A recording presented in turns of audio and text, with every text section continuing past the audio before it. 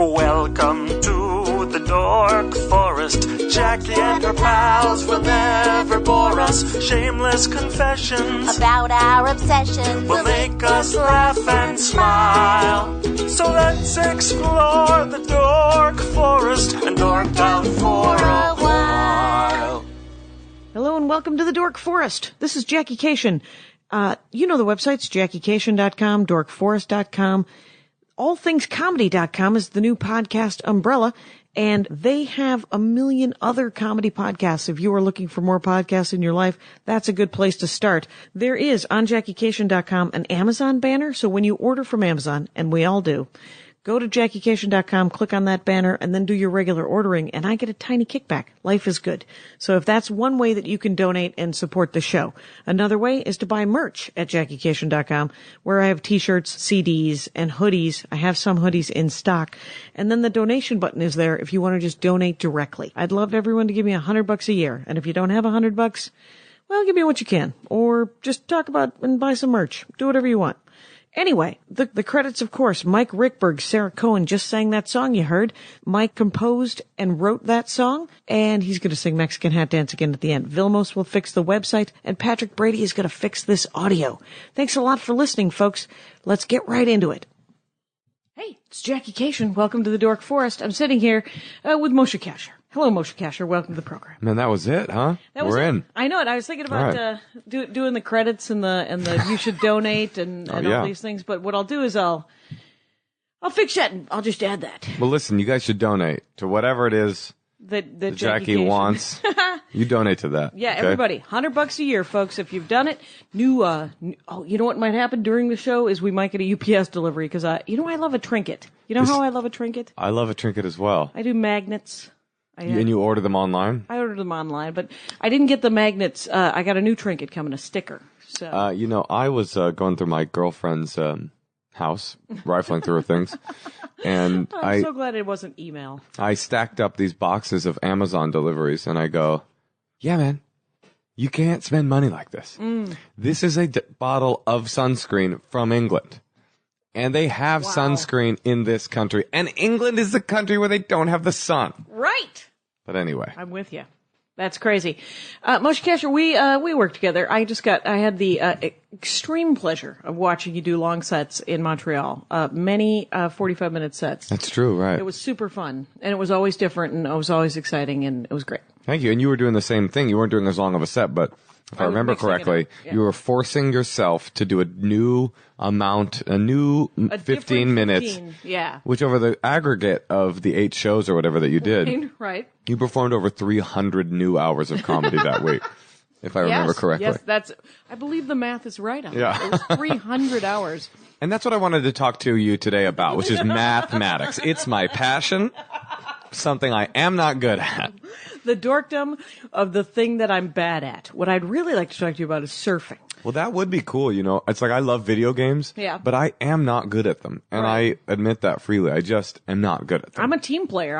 With video games, and I'm more than willing to talk about video games forever. Yeah. And not be good at them. And anybody who has any sort of, I couldn't play I too would make some sort of random comment and then be jailed in Texas. If I were a trash talking teen, playing on Steam, Halo or whatever he was playing, right? Call of Duty, I think he was playing, that kid. Which kid? I was just going with you. I had no idea what you were talking about. Some 18-year-old young man did some trash talking on the video game Call of Duty, I think it was. Sure. Which is I think it's Call of Duty, but whatever it is, it's one of the ones that's over online that's known for being exceptionally trashy talking. Sure. Right? And he brought that to the public forum that is Facebook with somebody he plays with and told him he was going to come to their school and shoot them all. And then they incarcerated him, and he has been in jail for, I think, almost a month or something like that. They said if you do death threats, you keep them on this form of electronic media and not this one. Please do not bring that into Facebook, which is clearly for pictures of kittens. That's the real world. That's where we're all really existing. You've gone too far. I know. I was just telling you, that Ready Player One book by Ernie Klein. Have you read that one? It's so good. It's Hunger Games for 40-year-old nerds. Okay. It's fantastic. They put 40-year-old nerds into the games, and almost. They're all out of breath and wheezing. Yeah, they're slightly. I miss my couch. Where are the Cheetos? Are there Cheetos somewhere hidden in this playing field? Okay, so we did talk in Montreal about what you would dork out about, and you told me you were raised very religious, Orthodox Jewish? Let's wait. Is it, and wait, before we do that, I'm so sorry. Okay. Kasher in the Rye is your book, and it is an amazing book about stories Thank you. being raised in Oakland by wolves. Yeah, I was raised by wolves. And- Black wolves. Black wolves, the African-American wolf contingents, and you were offered drugs and alcohol at a very young age, and you accepted that invitation. Yeah, the NAACW. CW? The National Association of, Nice. I don't Can you know, do it? wolves. Right. Something wolves. You got Something colored wolves. people and some wolves, and there's some national associations. Something happened, yeah. Excellent. So, and then, so Kasher in the Rye, a book that is available on Amazon and probably on your website, which is? MosheKasher.com. Or, It'll be linked. It'll be yeah, all link linked. it. Link it up. And you're on Twitter, and it's all over course. the place. You're everywhere. You're everywhere people want to go, and you do stand-up comedy, so they can go see that wherever, too, right? I'm like Visa. You're like everywhere except for that some things are priceless. Everywhere you want to be. You're not priceless. You could be bought, correct? I probably, yeah. I would do just about, yeah. I would do just about anything for the right price. I was talking to Augie Smith the other day, and he said, I misunderstood him, and I thought he said that Andy Kindler was showing up on Bill O'Reilly a lot lately. To talk, and he said, and I don't blame him. I mean, you need a paycheck. And I was like, wait, Andy Kindler? That seems incongruous, yeah. And he goes, no, Adam Carolla, which is why the Adam Carolla thing blew up or something. Oh, hilarious. I, too, agree that immigrants should be kept out of the country. I, too, agree that global warming is a myth. I don't know. It's as good as I can do. That's not bad. It's better than the fact that I recognized it as a win. And it's okay. So we talked. It was religion. It was your upbringing was very religious. Not drugs, notwithstanding, drugs and alcohol, notwithstanding. And then now you're just fascinated by religion in general. Well, somehow I made it through a life with a very, very religious father, without really being dragged down with a whole bunch of religious trauma. Okay. You know what I mean? Yeah, you didn't come out of it. I didn't come out of it hating religion. I find religious hatred. It's one of these things that I really felt strongly this way. Yeah. A few years ago. It's harder to defend the more, violations of the sort of common sense trust that that religion does.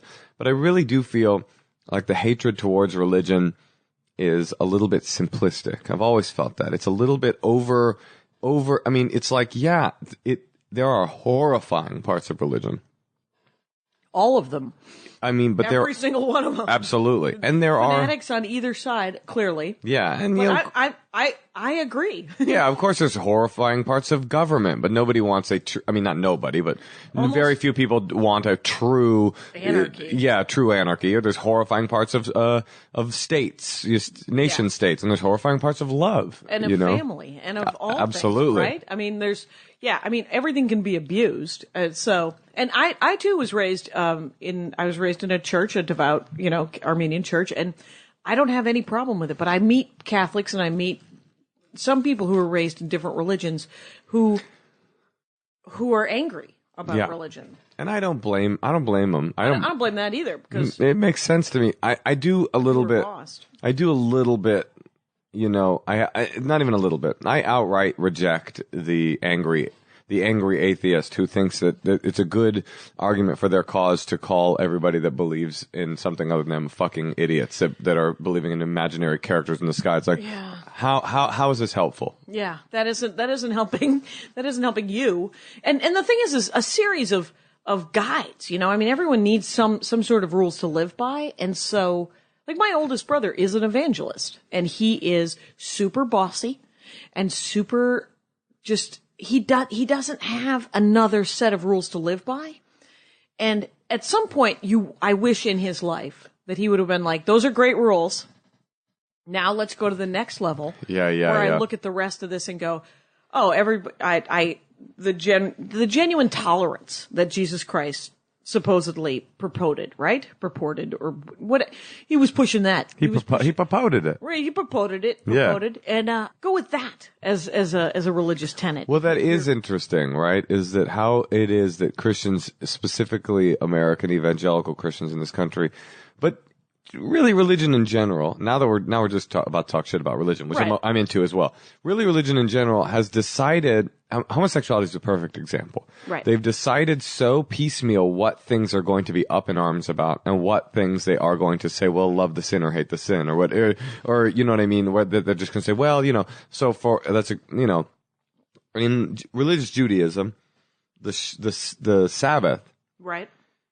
is the biggest. Saturday, wacky, nice work. We invented it. Right. We invented the weekend. That's it. It's the biggest thing in the whole religion. It's the biggest thing is that you keep this. I mean, it is as up there as monotheism. Right. In the Jewish religion. That is Okay. big. Those are the two bigs. Probably the big is monotheism. Don't Right. bow down in front of fake other gods or whatever. Okay, yeah. And then observe the Sabbath day and keep it holy. That's big. Right. Most Jews, 75% of Jews don't observe the Sabbath day and keep it holy according to a Jewish Orthodox framework, right? Okay. Which is no going to work, no driving around, no smoking cigarettes, no turning lights on and off, no ripping toilet paper, which is perhaps the most difficult to explain. When it gets weird, like you can't flip a light switch or you can't rip toilet paper, and that's where you want to mock. That one does become difficult to explain to Yes. non-Jews. I will grant you that that Orthodox Jews pre-rip their toilet paper. You got to pre-rip. That's some daytime. God doesn't want you wiping your butt with unpre-ripped. Yeah, that's what that is. That's side work. That's what that is. It's yeah. almost like working at a restaurant. So that's the biggest thing, right? Right. But most people don't do that. Right. But most Jews, most even Orthodox Jews, just roll with it. They don't go, you I firebrand hate you. heretic. Right. What's the matter with you? You rip your Right. toilet paper on Saturday. Right. You're checking your email. Right. Yeah. You're out. I will banish you. I'll throw a stone at you. Because essentially in Orthodox Judaism, you're supposed to spend the Sabbath with your family, kind of sitting around, right? Thinking about good things and chilling out. Chilling out, studying, doing your thing. You can read? You can read. Okay. You should read. Oh, are you supposed to read only the Talmud? But can you read? I would say if you get to the levels of religiosity that some of my family was in, it's not just on Shabbat that you should only be reading Jewish stuff. Okay. And I mean religious Jewish stuff. Right. It is literally always. I'll never It's forget not this. Noam Chomsky. Certainly not. That is, even though he was a Jew, is a Right. Jew, he's not one of our favored Jews. Not one of the favored nation. He's chosen, but not chosen by the surrounding people around you. Well, he's chosen to strongly affiliate himself with the Palestinian resistance, Right. which will put you in the crosshairs, no pun intended, of many, No pun intended. of many a conservative, politically Orthodox. conservative Jew. Right. But that's definitely not what I'm here to talk about. That dorkdom is really just going to light a fire under too many people. Although we So- could do Israel. I'm a big Israel dork. But but what my original point is with homosexuality, there's Right. this wonderful documentary called Trembling Before God, which deals with this. Which is homosexuality it is not as big of a sin. Right. Sin, Right. whatever, Yeah. as keeping Shabbat. Right. But Oh. but nobody's yelling at you about Shabbat. But everybody, if you come out to your Hasidic family and say, "Oh, I'm gay," Right. they will not be. You're done. Well, my sister converted to Judaism, and because her partner wanted to be a rabbi, and they didn't care that they were gay. They cared that Darla wasn't Jewish.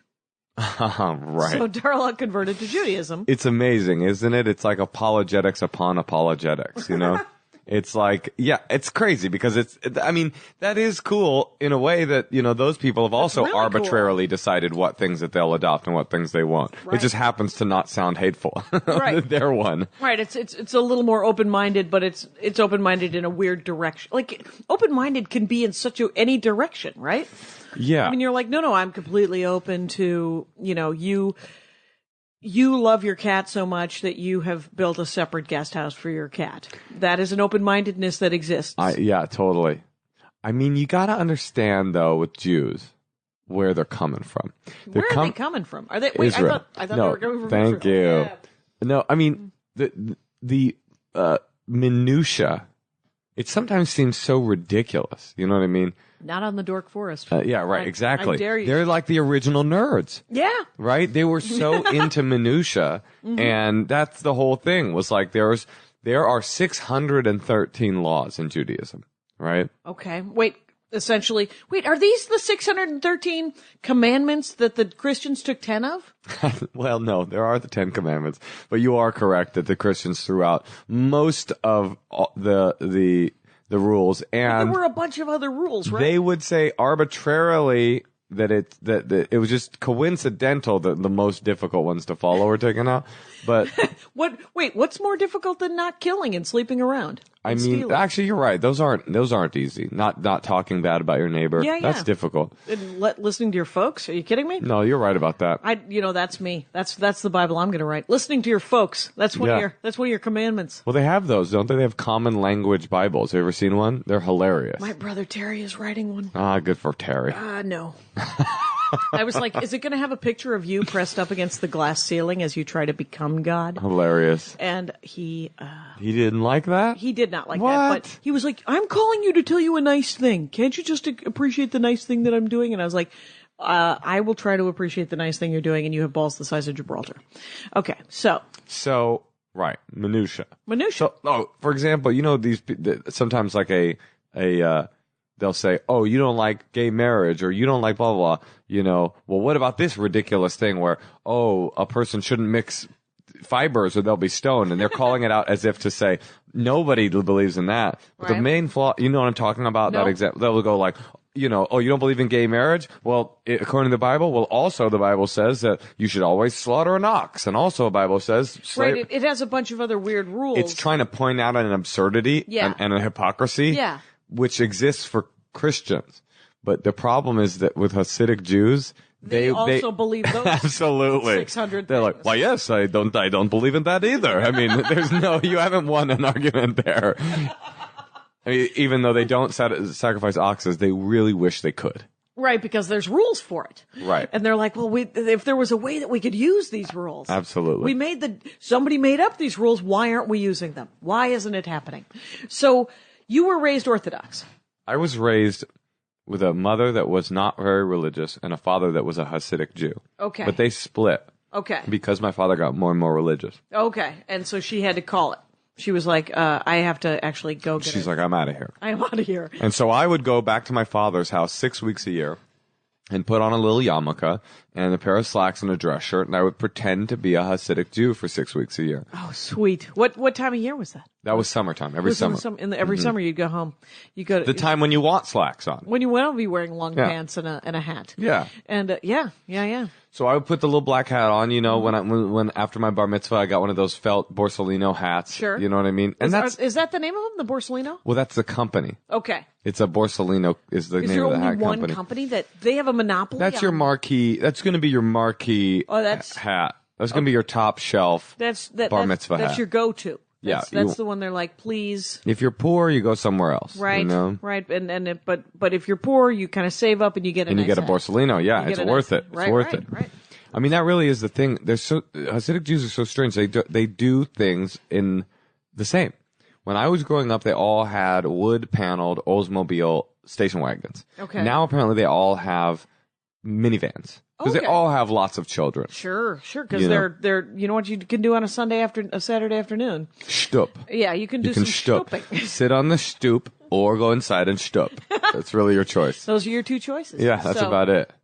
So they all have minivans now. It's sort of like a lesbian Subaru. They are lesbians. Moment. They are all lesbians. Turns out inner lesbians, outer lesbians. Well, speaking of lesbians, Yeah.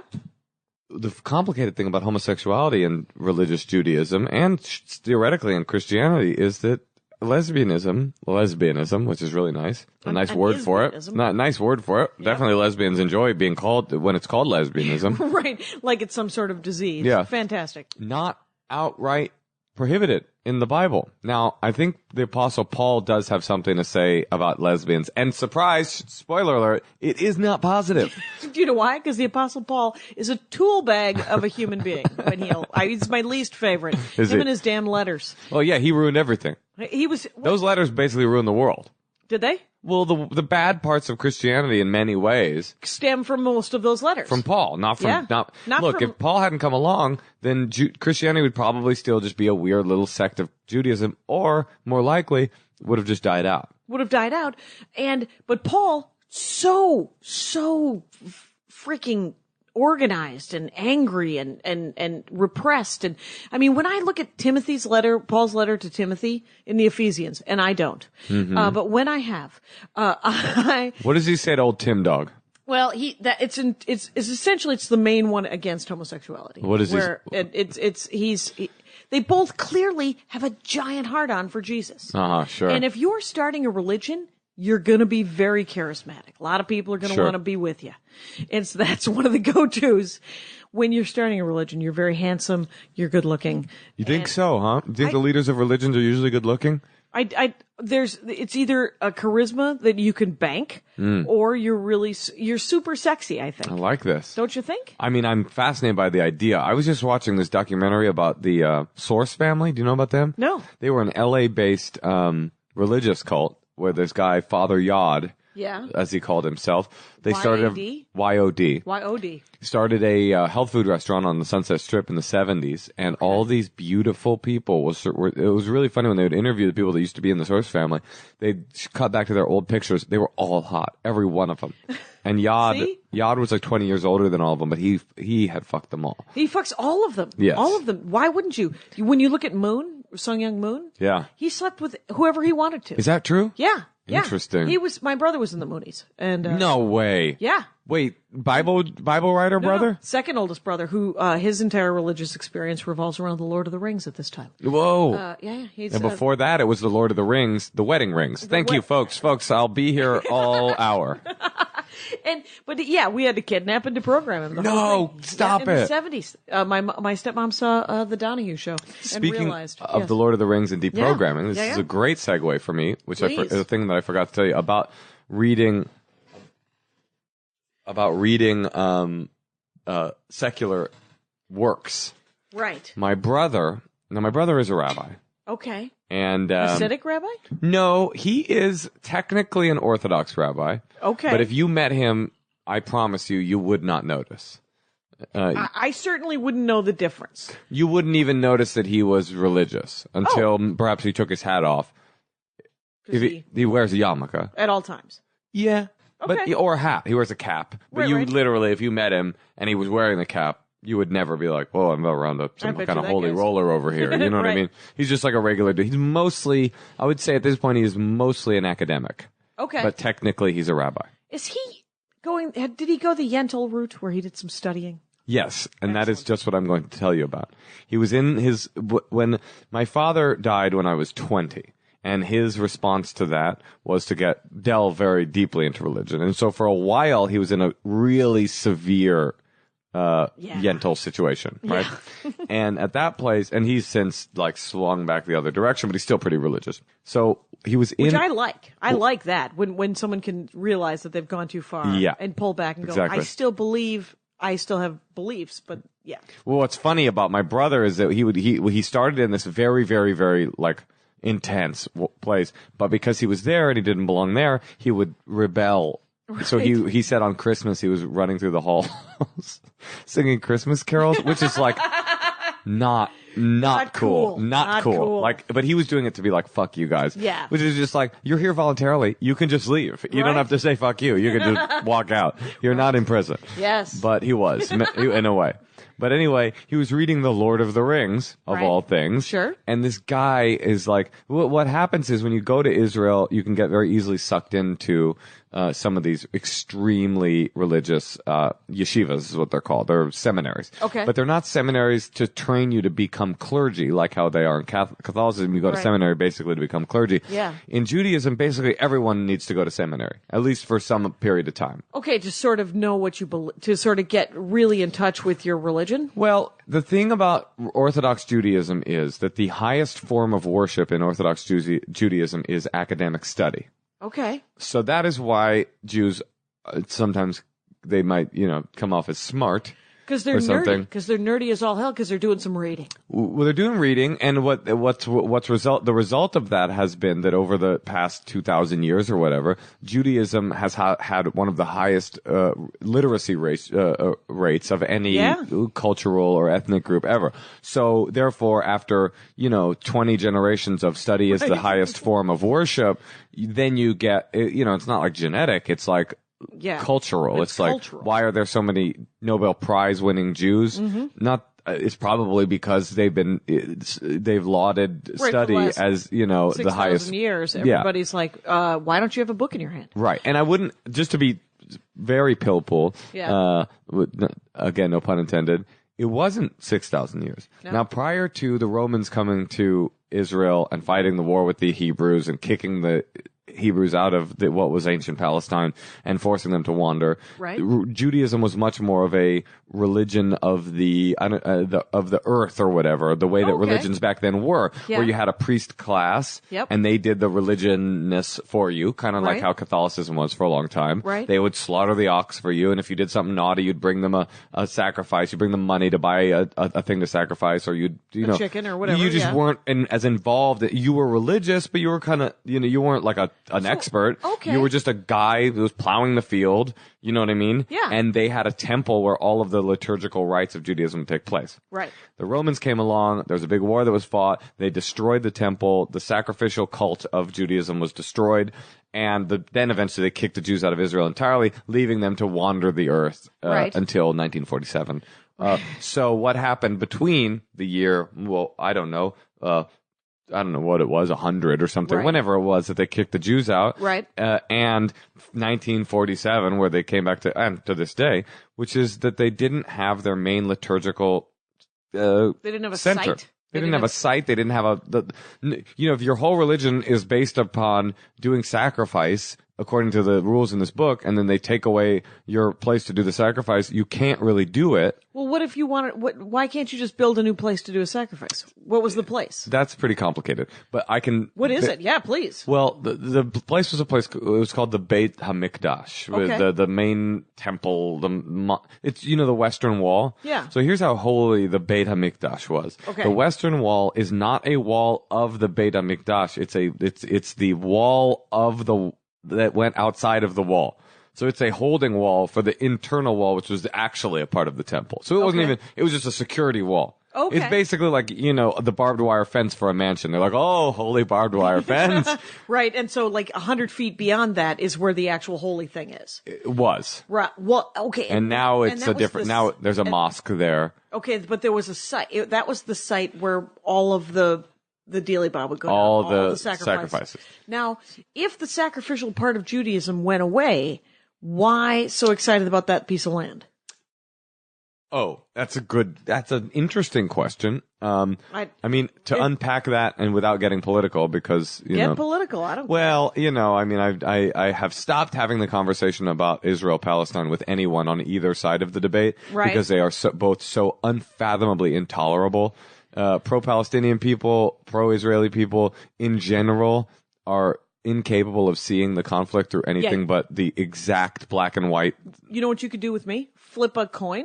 Yeah. And I could be on either side. Me too, actually. Right. Just because it seems like there's bad activity going on in both places. It's just so obvious. And even if one party is to blame more than the other, at any given matter. Sunday, It doesn't help. It doesn't matter. It doesn't help. Here's the thing. I was thinking about this yesterday. I don't know why, but I think it was on NPR. There was some Palestinian thing going on on NPR, and so I was thinking, all countries were created. All current countries that exist right now are countries because they hold themselves to be countries, right? They have either a military presence or a physical presence or a cultural presence that has made it possible for them not to be, like in some cases, not to be consistently attacked. Everyone knows Brazil is where Brazil is. Sure. So they don't get attacked. Israel is a country because it's strong enough to be Israel. Right? That's interesting, right? Right. So it gets to be Israel for as long as it is strong enough to be Israel, right? And it was created, it's been around now for 60 years, 50 years. What are we looking at? 70? 60, 70, 1947, whatever. 47, whatever that would be. So, I think they're doing their best to continue it to be a country. And, so, I mean, if you look at because I love history, right? And so, you look at the comings and goings of countries in the world, and that's how they exist. So. Right. I mean, look, if you want to get into my criticisms of Israel, we certainly can do that. And they are plenty. Like, basically, the idea, exactly what you said. Israel is so strong that the narrative that not Israelis, but that the world continues, the pro-Israel, like the government, whatever, the narrative that Israel is somehow an imperiled nation is not true anymore, and it is not useful anymore. That's often what you hear from a pro-Israel side is like, the people around them want to destroy them. At any moment they could be destroyed, but it's like, yes, that might be technically true. They are a factor of 10 the most powerful military anywhere in that entire region. In that region, almost the entire world. No one is going to destroy Israel. No one. Right. That will not happen. It'd be like trying to destroy North Dakota, which has all of our missiles. You can't do it. Yeah, it just isn't. If North Dakota wanted to be a power, it could be. Right. So it's no longer a useful, in my opinion. That's true. It's no longer a useful argument for people to go, but they want to kill us, but they do want to kill us, but they can't. So let's move on. Right. What's the next sentence? And why do you think they want to kill you? Like, look, now we're going to get into some real wacky, like the whole thing about 9/11. Yeah.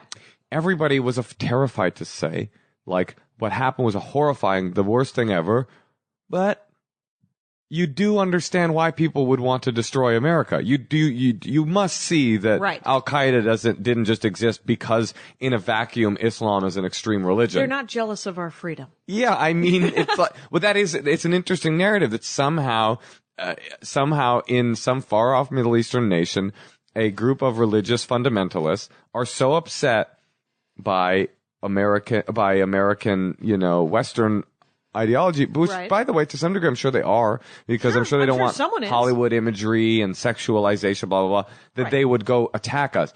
I'm furious about hoarders, but I'm not going to bomb anybody, right? Right. Well, I'm aroused by hoarders, but that's just what I have a different relationship with it than you. Different relationship. Yeah. Okay. But anyway, my point is, so that's not useful. And then I sort of got derailed here. By the way, I still know that I'm about to tell you a story about Lord of the Rings in seminary. Are you? We haven't even got to that yet. No, we have. We weeded off because I wanted to know why that plot of land is still so important. So, and on the other side, just to clarify. Oh, just to put both sides out there so that we don't get a lot of letters from people. Well, we'll get probably more letters from people on the Palestinian side, and I hesitate to say side because it's like that's what I remark on the most is like, the leaders of these countries, you see these 70-year-old men going, you started it. You're the bad guy. No, you're the bad guy. You started it. You're a terrorist. Well, you're a hegemonic, blah, blah, blah. Well, you're a, you know what I mean? You want to kill us. Well, you're a colonialist. It's like, guys, grow up. Who cares? Right. Who's at fault here? The one argument is the power dynamic is so far in Israel's favor that the onus is on them to do more of the heavy lifting. Right. They're supposed to be the adults in this situation just because they have all the power. And they genuinely do. Yes, and they genuinely do. Right. And that's where I get mad. And it's interesting because, I'm Armenian and I have this Armenian ancestry and this cultural Armenianism, and people are like, well, the Azerbaijanis, there's 5 miles. And I was like, I'm not doing it. Right. I refuse to become an apologist for the Armenian government. I'm already apologizing for the United States government. I have to already somehow find some way to love my own country. Totally. Without trying to love a country. As my father would always say, what are you going to move back and become a shepherd? What's going to happen? Right. We're here now. And so it's... Your father, not the Armenian one. He's Armenian. Oh, he is? Okay. Yeah, completely Armenian. And Awesome. he's like, but he's not political about it at all. Right. He's barely political about here. Because let's get back to the Lord of the Rings, because he hasn't voted since 72. And I said, why haven't you voted since 72? He's like, because neither one of them are on my side. Why would I vote for them? Which is the argument of the Ents. Yeah. Lord of the Rings. And we're back. Bringing it back to Ents. So my point was which was that my brother. So that was the highest value, was the value of study. Oh, I'm sorry. So they got kicked out. Let's leave the question of why that's important. Okay. They got kicked out of the Israel Palestine. Right. This has nothing to do with current Israel Palestine. Right. And they had no sacrificial liturgical blah blah blah. So they thought, well, how do we do this? Our new liturgical rite. Yeah. Will be the study of these laws. Okay. The academic delving into these laws. So that's what caused it.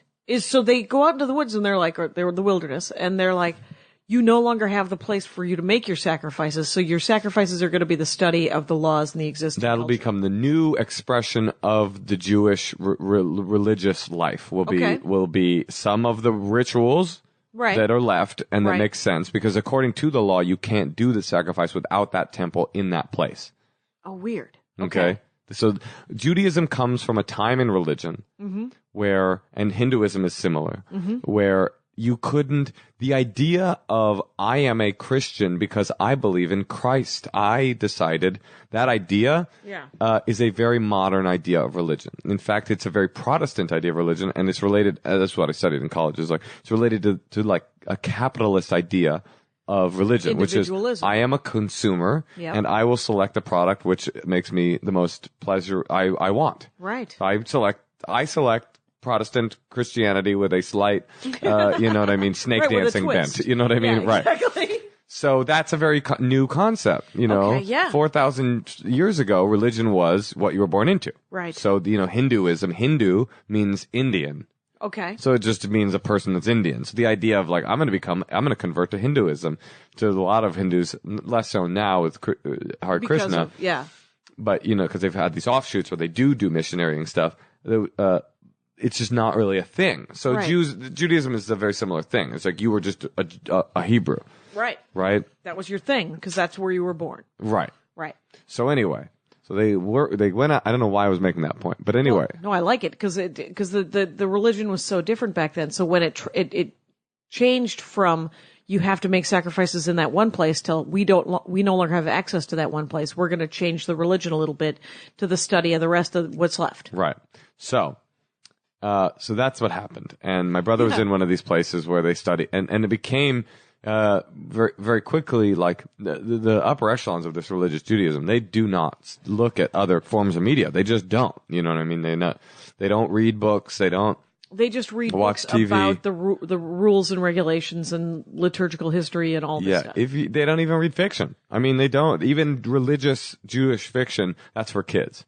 You know, That's for kids. They have such a thing, but that's for kids to get them ready And to only in prepare Purim. for Only on Purim. Yeah, right. So my brother was in in this yeshiva, in this seminary, and he's reading The Lord of the Rings because his mind is probably going crazy. Yeah. And somebody goes, "What are you reading?" You know, and he's like, "I'm the Lord of the Rings." He goes, "Why would you read fiction?" And David, my brother, is like, "Why would I not read fiction?" And the guy goes, "I remember this so well. He goes, I do not want to read another man's lies." Like, as in, Wow. you know what I'm saying? Like, what's the point of fiction? What function does fiction have? It's just some guy's imaginations. Right. You know, like, what do I Right. give a shit about that? The only thing that matters is leaving aside that maybe Right. the Bible has some lies in it too. Right. That it might have been rewritten. A couple Let's not, times. let's not even get into that. Yeah, Right? yeah. Totally. It's like, But that's so fascinating Isn't it? that the point of fiction is to escape something, is to be lied to. Right. It just has no value. It has no purpose. Why would I? It wasn't even that it's religiously unacceptable. Right. Although probably Or frowned on or there are whatever. probably things in Lord of the Rings that are religiously questionable to a Hasidic Jew. You know, Possibly, yeah, sure. Ents, for example, Right. no one believes in that. Right. But you know what I mean? Like the idea of other gods and things like that. Yeah. But that wasn't the point. The point was just like, why would you bother? Right. Why bother? We've got this ultimate source of truth. Right. Aren't you looking for truth in life? Why wouldn't you go to the source? Right. And this Yeah. is what's true, and what you're reading, you already know isn't true. Right. And it's so interesting because why I read fiction is because it helps you find truth from a different angle. Right. Interesting. And that's like, especially science fiction and all kinds of speculative fiction where they want to discuss the big issues. But you want to discuss the Israeli-Palestinian issue, but you don't want to discuss the Israeli-Palestinian issue? Well, how about the Gormots and the Tarborgs? Exactly. All of a sudden we're in Star Trek land and half people you want to discuss racism, but you Totally. can't discuss racism? Right. So, I mean, the thing is to study religion is gutsy stuff, I think. Well, that's what I studied in college. I chose to go in a different direction than my brother, which was not to study religion from a religious perspective or whatever, a divinity perspective, but rather Right. to study it from an academic perspective. Although my brother has since Where'd you go to started doing- college? I went to UC Santa Barbara, which Okay. strangely enough has the second best religious studies program in the country. Excellent. Believe it or not. And so I studied Sure. Western religion, and I studied. I'll tell you one of the most fascinating things that I learned. I don't know, maybe this is obvious to other people, but to me it kind of blew my mind. And this is why I kind of tried to think of religion not just as an obvious. By the way, the people that want to say religion is good, religion is bad, are the same people that want to say Palestinians are good, Israelis are bad, and vice versa. It's just people's desire to think that the truth is a knowable thing and that there are good people and bad people. Really, it comes down to people's terror that the world is gray and terrifying and lonely and cold. Right. If you cannot see any sort of gradation, it's people who are, it's anger and fear is what leads people to say one thing is right and one thing is wrong. Right. And they want to know a knowable truth that isn't knowable. Right. And even the people, and I know that there's some atheists listening right now like, exactly, that's what they do. And probably some religious people going, exactly, that's what they do. Right. But the truth is, like, anyone that claims to know what is true just is not a person I want to talk to. Right. I was on Emery's podcast. It's Ardent Atheist was the name of his thing. And I was Goodbye. like, I was like, I'm not an atheist. Why would you want me on there? And he was like, no, that'll be perfect. We'll talk about it. And we didn't. He made fun of me. He made fun of me for 40 minutes and I made fun of him. Right. Then we're comics. And so, but it's not, that's not a real conversation. A real conversation with someone who does not believe in, like Maria has a hard time believing in a higher power, right? She doesn't want to believe in a God. She doesn't want to, it's hard for her. And you're like, okay, well, don't worry about it, right? I mean, believe in what you believe. Right.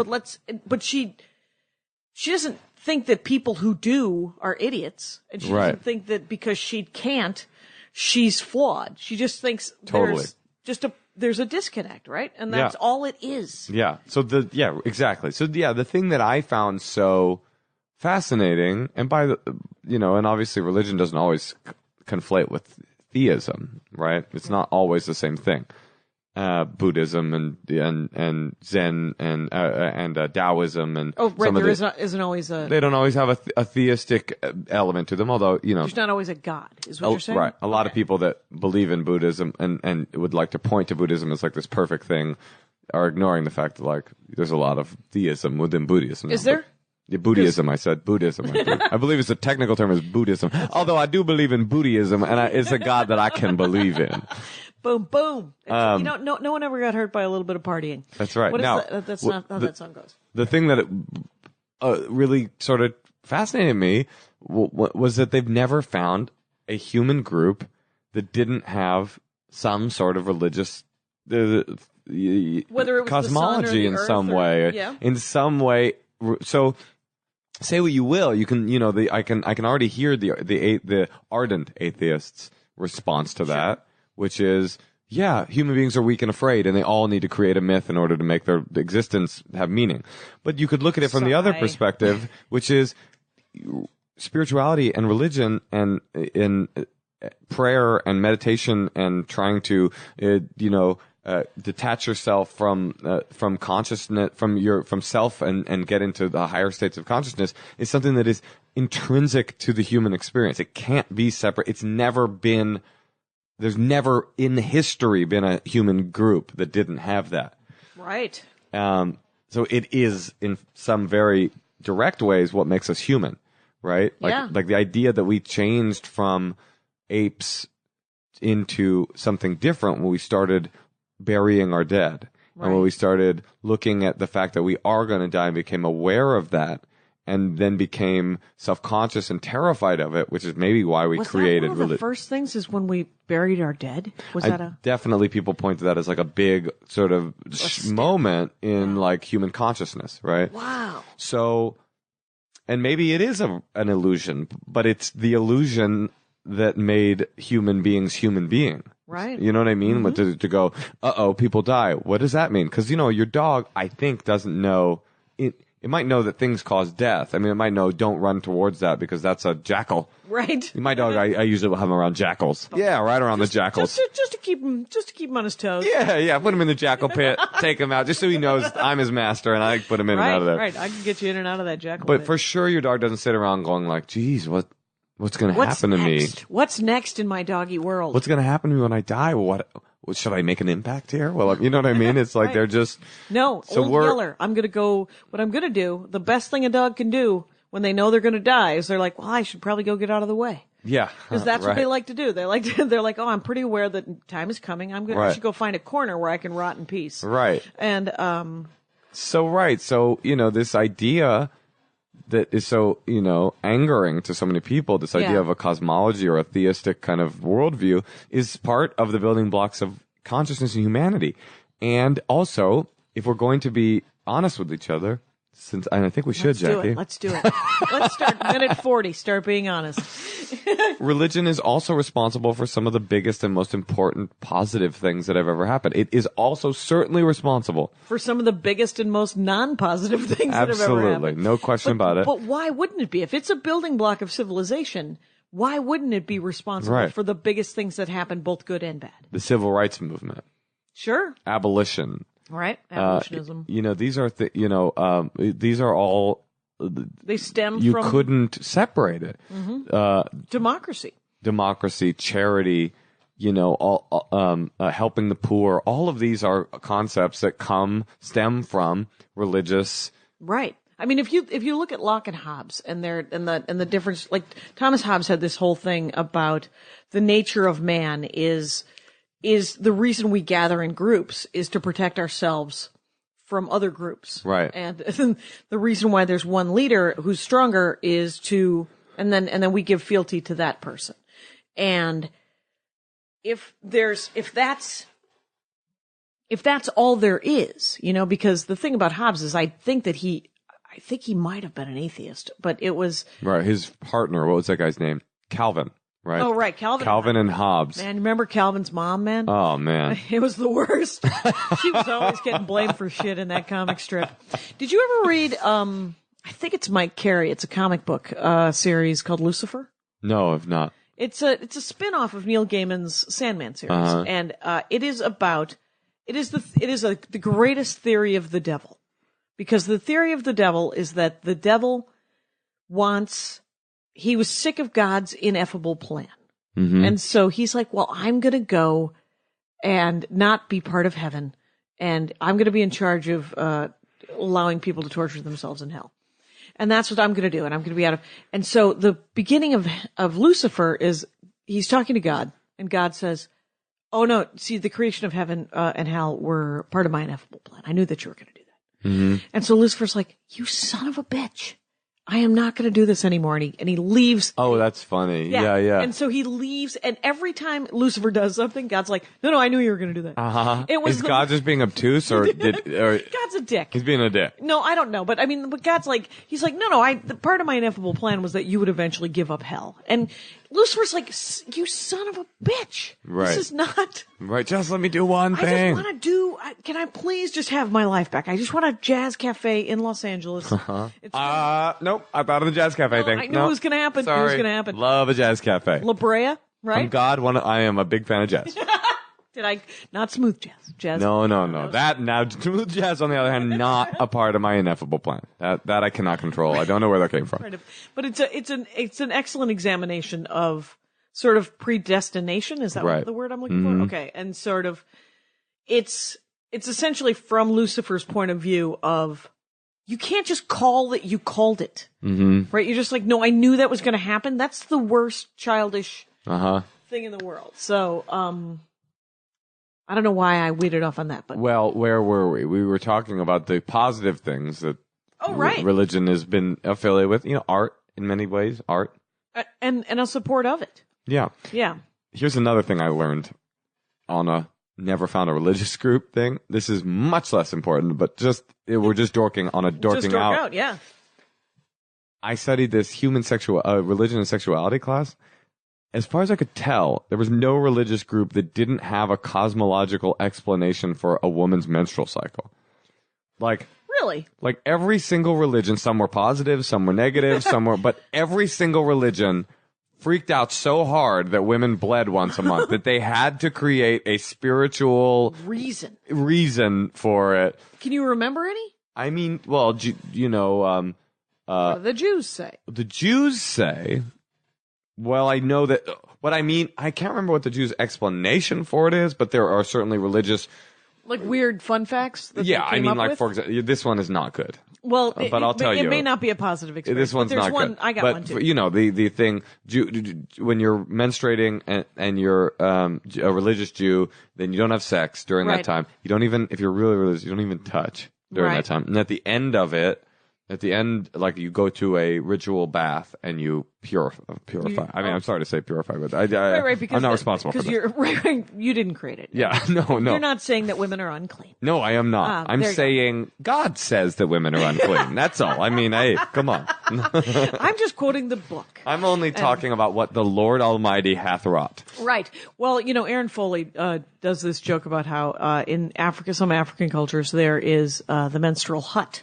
Right, the red tent. The red tent, and women dash off for 4 or 5 days, and she's like, I don't mind that little solo time, little get away from everybody, and a bunch of unclean ladies. I mean, everybody does sort of freak out about the menstruation thing To such a degree that every religion we studied needed some kind of reckoning with it. I just thought that Right. was so weird and Somebody interesting. has to address it, and you're just like, You can't just look and go, oh, women bleed once a month, men get boners. Okay, let's move on. right, because that's all. I mean, it's almost exactly. It's not this. I mean, it's clearly a plumbing issue to clear out the you want to have a baby kind of situation. That's actually, right? yeah, the Zoroastrian view of menstruation is actually, if I could quote the original Really? Farsi, is it's clearly a plumbing issue. I believe that's what they say. Well, I mean, if you think about the Yeah, plumbing of the absolutely. human body, that it doesn't make any sense that like where you exist, like your sexual organs are right by your waist organs. Right. You're just like, that's busy. A lot of busy work going on down there. Why so close? So there you go. I mean, Judaism has an explanation for every single thing. Yeah. It doesn't have a... Well, that's because the love of minutia, as you were saying. exactly. Right? So everything from pooping... 40 years wandering around, conversations got weird, man. Absolutely. They got weird. Well, that's what the whole Talmud is. People don't know. I mean, people that haven't studied the Talmud, the whole Talmud is just literally a bunch of Jews arguing. It literally is that. I'm That's serious. awesome. That's literally what it is. It says, well, Rabbi so-and-so said, well, what do you do about a woman who, is menstruating, but then says she's not anymore, but then you have a reason to suspect that she still is. And then Rabbi blah, blah, blah says, well, you should take her to word. And blah, blah, blah, blah said, well, women lie. And you know what I mean? And it's just like back And a third guy's like, well, why would she lie? And Yeah. what the hell's going on? literally the whole, and then you turn the page. Now, Rabbi blah, blah, blah says, what do you do about honey that has been cooked in the blah, blah? I mean, it's just like these, and then there's these absurd, like, well, what if, and there's these examples Superman of like, and Batman, who would win? it's exactly right. It's basically just people nerding out. Like there are these things in that, you're not supposed to put a candle out on Shabbat, right?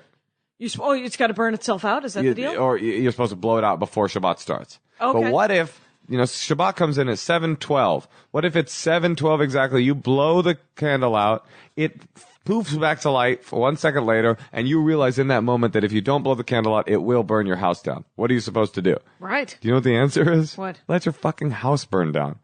No! I swear to God. Oh my gosh. Wow. If there's human life involved, then you can blow the candle out. Do you think it was anti-Semitic people that created the trick candle?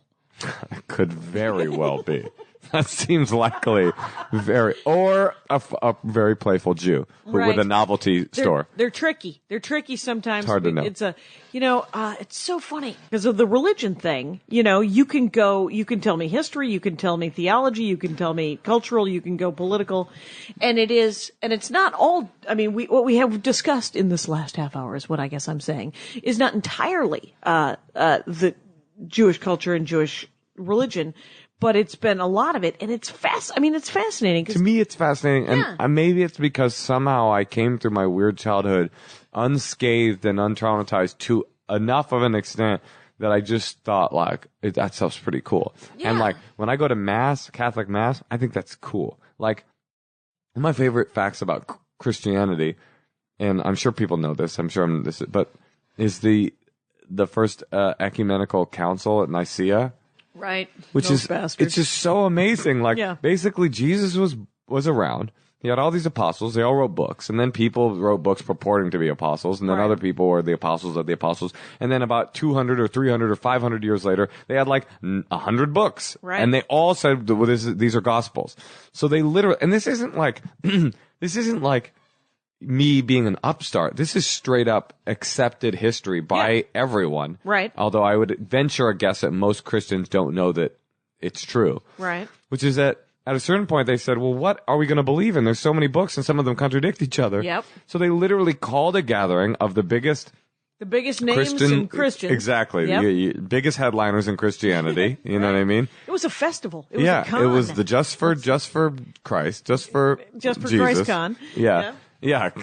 Christian con. Christian con. And they literally just had a meeting where they decided which of the books were going to make it into the liturgy. And then once they were done, all the other books, they said those are not true. And all the books that were left, they go, this is the ineffable word of God. This is literally true. We're going to pick a lane. And so the people that are the Christians today that are saying this is literally, I believe every word of the Bible literally, they believe that those are literally the word of God because a group of people, human ass people, and this isn't even debatable. Yeah, just 37-year-old men. Yeah, a bunch of, like a group of like exactly. 137-year-old men all met in Paris. When these 5 books are in, those 90 books are out. Cool, that's the word of God. But let's put them in a vault just in case, in Rome, and hopefully recopy them every 70 or 80 years, because you know what the hell. So to me, that was so fascinating when I learned that. I was just like, oh, I can't believe that a thing that is accepted as cosmically true, written by God among billions of people, also is accepted. It is accepted that was decided. Though which books that was true about were decided by human beings. Mm-hmm. Yeah, it's always that meeting. I used to think, because I don't have enough history of the Armenian Church. I've been meaning to have this woman Uhi on, who has. I love Uhi. Uhi is a great name, isn't it? The best. And it's a play on her last name, which is so long in Armenian that nobody can pronounce it. Azerbashik Markaming Chunginli. Soroyan. And but she. But the deal is I always thought that the reason the Armenian Church, I thought the Armenian Church was part of the Catholic Church at one point, separated after we didn't make a meeting. Which was one of those big meetings. You're late. We're going to just go our own way. Because there was in the 300s, there was some big meeting. It was the Nicaea meeting. It might have been the first, might have been the second. Who knows? God only knows. Yeah. Anyway. I'm sure some human knows, but it ain't us. It isn't us. It isn't in this room at this time. But the Armenians couldn't make the meeting because we had Persians on 2 fronts. Because we were the only Christians surrounded by Muslims. A lot like the Jews are the only Jews surrounded by, Muslims. And the Armenians, I asked my dad a couple of weeks ago, I was like, we were in Montreal, and I asked my dad what the Armenian word for chutzpah was. And he said, there isn't one. And then, my brother said, it's mole hayastan. And my dad laughed and laughed. And I said, what does mole hayastan mean? He says, it just means very Armenian. Interesting. So all Armenians are full of chutzpah is what the theory is. Because most Armenians think that they're amazing. And I mean, hey, many of them are. Many of them are. I dated an Armenian woman once. Did you? Yeah. Was she nice? She was very nice. Excellent. Yeah. Was she first generation? Was she from? Yes. Over? No. I mean, she was second. Her parents had accents. Her parents had accents. She grew up here. Yes. Okay. That's awesome. I think that's first generation. I don't know what the hell that is. Whatever it is. But yeah. But it's. So what? The point of what was the point of his what I they broke off. Right, I thought that they broke off from the Catholic Church, but I guess much like the Greek Orthodox and the Ethiopian Orthodox, they'd never signed on. They had never signed on. Interesting. Yes, and the Armenians have more in common with the Ethiopians than they do with the Greeks. Oh, that's fascinating. It is fascinating since so many Armenians are racists. Do you know? Yes. That the entirety of Ethiopian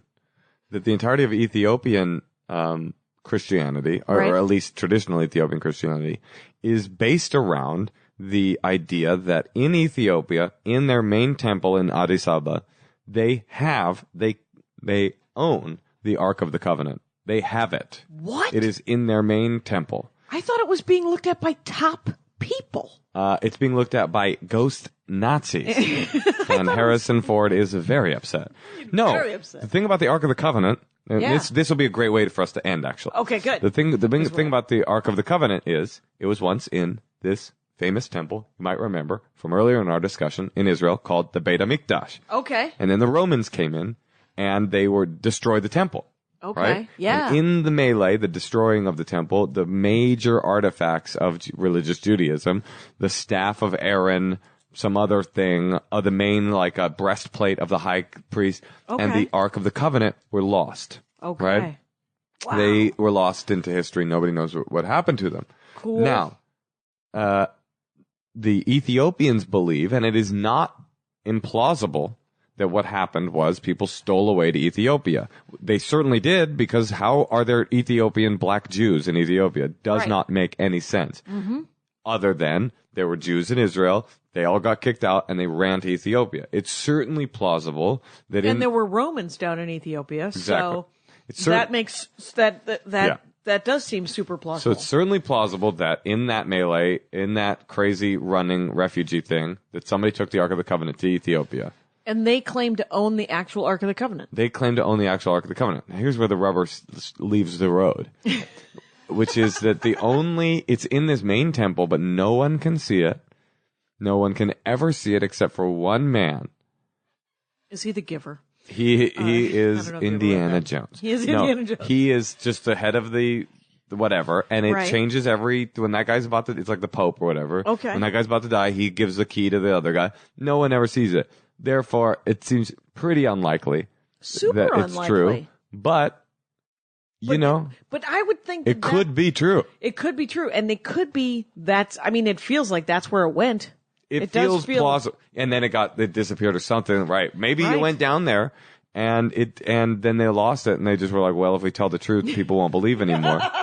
Right. But this is how interesting religion is, it's like the people run from Israel to Ethiopia.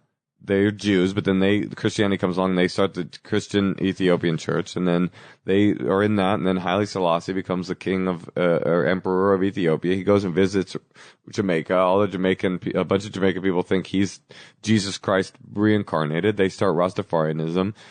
I mean, that's how religion is. It's like a little spreading virus. Wow. Moshe Kasher, you yes. have been a delight. Well, thank you. And let me just say this. Plug stuff. I would like to plug. I have a brand new album out. It's called Moshe Kasher Live in Oakland. It's my stand-up comedy special that I released on Netflix, now in album form. Right, hard copy. So go to moshekasher.com, MOSHEKASHER.com, at Moshe Kasher. Jackie, this has been real fun. That is awesome. And I love dorking out at the end of it with an Indiana Jones reference. Take care of each other out there, Rangers. Good night. My hat, my hat, my hat. They're dancing around my hat, my hat, my hat, my hat. Well, what do you think of that? If it looks like a Mexican hat dance and it sounds like a Mexican hat dance, it's most likely a Mexican hat dance. So take off your hat and let's dance. Yay! Oh my God. Why don't we just call that as the end of the show?